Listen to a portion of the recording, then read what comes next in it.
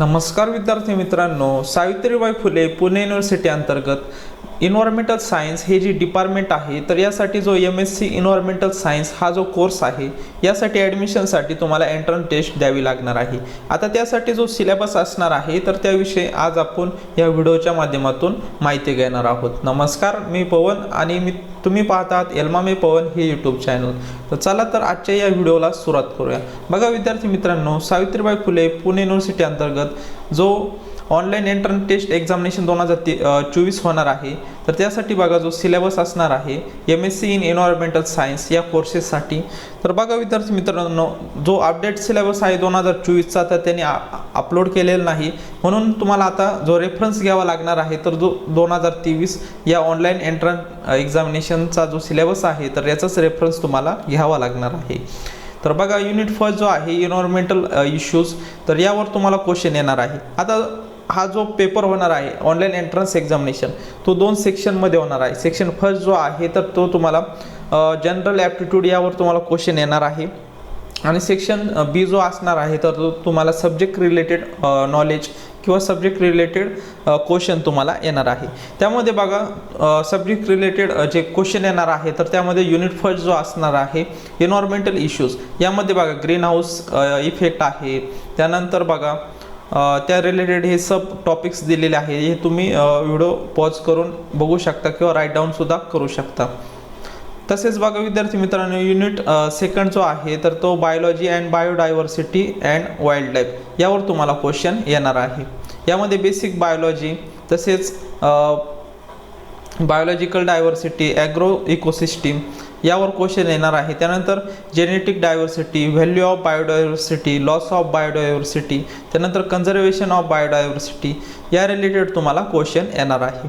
त्यानंतर wildlife biology, diversity of major groups of plants and animals plants यावर तुम्हाला question येणार आहे। तसेच वाईल्ड लाईफ हॅबिटेट्स, त्यानंतर बघा थ्रेट्स ऑफ वाईल्ड लाईफ, त्यानंतर वाईल्ड लाईफ मॅनेजमेंट टेक्निक्स, त्यानंतर application of GIS and remote sensing, त्यानंतर बायोडायव्हर्सिटी हॉटस्पॉट्स यावर तुम्हाला क्वेश्चन येणार आहे। त्यानंतर पुढील युनिट थर्ड असणार आहे इन्व्हायरमेंटल केमिस्ट्री। यामध्ये बघा विद्यार्थी मित्रांनो, surfactant, pesticides and lead and its compounds यावर तुम्हाला क्वेश्चन येतील। त्यानंतर mercury and its compounds, carbons and त्यानंतर destruction of some hazardous substance यावर तुम्हाला क्वेश्चन येणार आहे। त्यानंतर पुढील जो युनिट आहे बघा युनिट 4 अर्थ सायन्स। युनिट 4 जो आहे, तर तो अर्थ सायन्स असणार आहे। यावर बघा बेसिक जिओलॉजी, तसेच सॉइल सायन्स, त्यानंतर पुढे बघा हायड्रोलॉजी यावर तुम्हाला क्वेश्चन येणार आहे। त्यानंतर water harvesting, ground water chemistry, त्यानंतर वॉटर पोल्युशन हे जे टॉपिक्स आहे, तर यावर तुम्हाला क्वेश्चन येणार आहे। त्यानंतर बघा त्यामध्येच याच युनिटमध्ये बघा ground water problems and management, त्यानंतर ॲटमॉस्फिअर यावर तुम्हाला क्वेश्चन्स येणार आहे। त्याच युनिट्समध्ये बघा ओकेन यावर तुम्हाला क्वेश्चन येणार आहे। त्यानंतर पुढील जो युनिट आहे युनिट 5 इकोलॉजी अँड इकोसिस्टीम, यामध्ये बघा जे टॉपिक्स आहे levels of ecology, pollution ecology, त्यानंतर पोल्युशन ऑफ डायनॅमिक्स, त्यानंतर कॅरेक्टरिस्टिक्स ऑफ कम्युनिटी, त्यानंतर इकोलॉजिकल सक्सेशन हे जे टॉपिक्स आहे, तर हे तुम्हाला व्यवस्थित करून जायचे आहे। त्यानंतर बघा पुढील जो टॉपिक आहे, तर त्याचमध्ये concept of food chain and food web, त्यानंतर एनर्जी, त्यानंतर कन्सेप्ट ऑफ बायोकेमिकल सायकल्स हे जे टॉपिक्स आहे, तर यावर तुम्हाला क्वेश्चन येणार आहे। त्यामधील जे सब टॉपिक्स आहे यावर तुम्हाला व्यवस्थित रेफरन्स बुक्स घेऊन तुम्हाला स्टडी करायचा आहे। त्यानंतर बघा युनिट जो 6 नंबरचा आहे, तर तो बघा टेरेस्ट्रियल इकोसिस्टीम अँड मॅनेजमेंट यावर तुम्हाला क्वेश्चन येणार आहे। द टेरेस्ट्रियल इन्व्हायरमेंट, त्यानंतर द सॉइल सिस्टीम, त्यानंतर डिस्ट्रीब्युशन, त्यानंतर द बायोमास यावर तुम्हाला क्वेश्चन येणार आहे। त्यानंतर त्यामधील पुढील जे टॉपिक्स आहे terrestrial ecosystem and services and management, त्यानंतर method of terrestrial ecosystem management, त्यानंतर method of station sampling and data analysis, त्यानंतर मॅनेजमेंट हे जे टॉपिक आहे हे तुम्ही व्यवस्थित करून जायचे आहे। त्यानंतर पुढील जो युनिट आहे यामध्ये unit 7 aquatic ecosystem and management. यामध्ये बघा fresh water ecology, marine ecology, त्यानंतर इस्ट्रिडियन इकोलॉजी आहे, त्यानंतर aquatic ecosystem services and management, तसेच बघा मॅनेजमेंट. हे जे टॉपिक्स आहे तर व्यवस्थित करायचे आहे. त्यानंतर पुढील टॉपिक आहे unit 8 natural resource and natural conservation.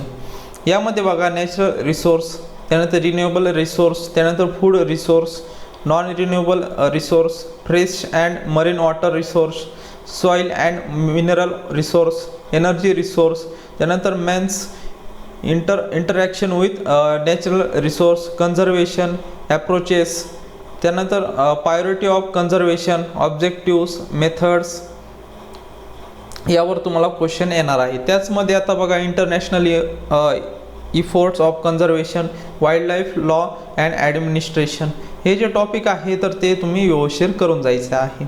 त्यानंतर बघा पुढील युनिट आहे युनिट 9 वॉटर क्वालिटी. वॉटर क्वालिटीवर तुम्हाला आता जे क्वेश्चन येणार आहे त्यामध्ये बघा टॉपिक कोणकोणते आहे. Characteristics of water, water pollution, detergents, water quality standards, त्यानंतर बघा कंट्रोल ऑफ वॉटर पोल्युशन, त्यानंतर water borne diseases, characterization of waste water, त्यानंतर fundamental waste water treatment technologies. हे जे टॉपिक्स आहे यावर तुम्हाला क्वेश्चन येणार आहे. युनिट 10 आहे, यामध्येच एअर अँड सॉईल क्वालिटी. यामध्ये बघा air pollution, methods of monitoring air pollution, त्यानंतर ॲनालिटिकल, त्यानंतर एअर पोल्युशन ॲक्सिडेंट्स, त्यानंतर बघा टेक्सोलॉजी ऑफ गॅसियस पोल्युटंट्स, त्यानंतर सॉइल्स, त्यानंतर सॉइल रिॲक्शन, त्यानंतर soil analysis, factors of influencing soils, त्यानंतर सॉइल टेक्स्टॉलॉजी, सॉइल मॅनेजमेंट, यावर तुम्हाला क्वेश्चन येणार आहे. त्यानंतर पुढील युनिट आहे unit 11 environmental biotechnology and eco restoration.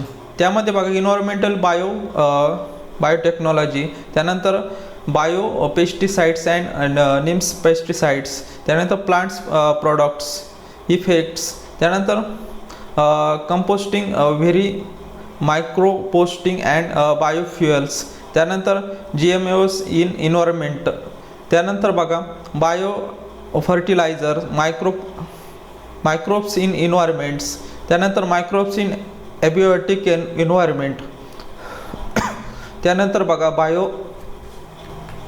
त्यानंतर आहे बायोरिमेडिएशन, त्यानंतर बघा बायोटेक्नॉलॉजी फॉर पोल्युशन ॲब्स्टिमेंट, त्यानंतर बघा बायो डिग्रेडेशन प्रोसेस, त्यानंतर बायोएथेनिटेशन, त्यानंतर बघा role of biotechnology in environmental protection, aerobic biological treatments, त्यानंतर removal of specific pollutant, biosorption technology for removal pollutions, त्यानंतर एनर्जी प्रोडक्शन फ्रॉम बायोमास.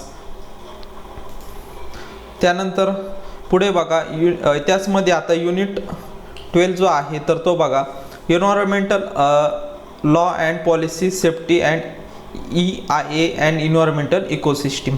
यामध्ये बघा एलिमेंट ऑफ इन्व्हायरमेंटल गव्हर्नन्स, त्यानंतर बघा environmental ethics and standards, health and safety, त्यानंतर environmental standards, यावर तुम्हाला question येणार आहे. आणि त्यांनी खाली बघा रेफरन्स बुक्स किंवा रेफरन्स त्यांनी दिलेला आहे तर यावर तुम्ही रेफरन्स बुक्स असतील किंवा रेफरन्स काही लिंक्स दिलेल्या असेल, काही टॉपिक्स दिलेले आहे तर याचा तुम्हाला व्यवस्थित स्टडी करायचा आहे व तुम्हाला जो ऑनलाईन एंट्रन्स एक्झामिनेशन होणार आहे 2024ची तर यावर तुम्हाला चांगलेच मार्क्स मिळणार आहे.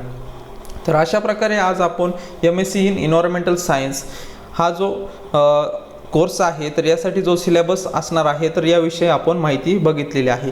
आता या PDF ची लिंक आहे तर ती तुम्हाला आपले जे चॅनल आहे तर यामध्ये तुम्हाला इथे बघा लोगो जो आहे आपल्या चॅनलचा त्याच्या शेजारी टेलिग्राम चॅनलची लिंक दिलेली आहे.